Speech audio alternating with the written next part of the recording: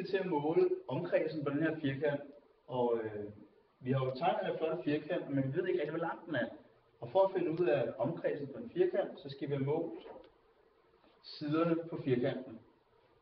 Jeg starter lige med at sætte nogle navne på vores 4 hjørner, så vi kan lave nogle linjestykker her. Allerførst, så for at måle, jeg skal bruge en lineal, og der går jeg herop og vælger vores flotte lineal. Så kan jeg trække den ned, hvis jeg bare rører her midt og måle linjestykket. Så tager jeg linjestykket AD og måler. Linjestykket er 10 cm. Der står 10 cm herinde. Så det her det er en helt almindelig firkant.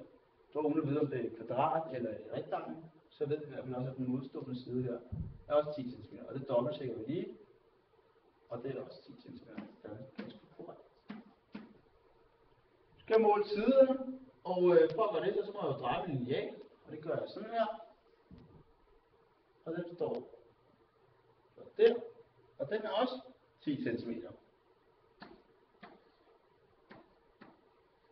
Nu ved vi jo, at det her, hvis den side også er 10 cm, så må den modstående til den, som er linjestykket CD, også være 10, og det er den ganske korrekt.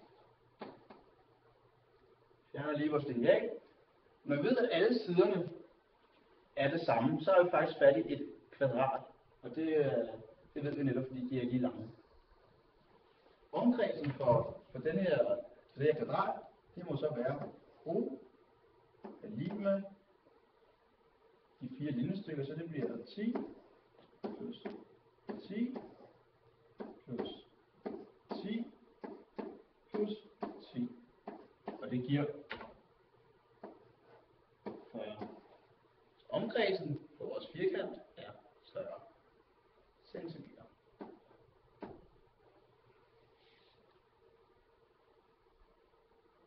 Tak for i dag.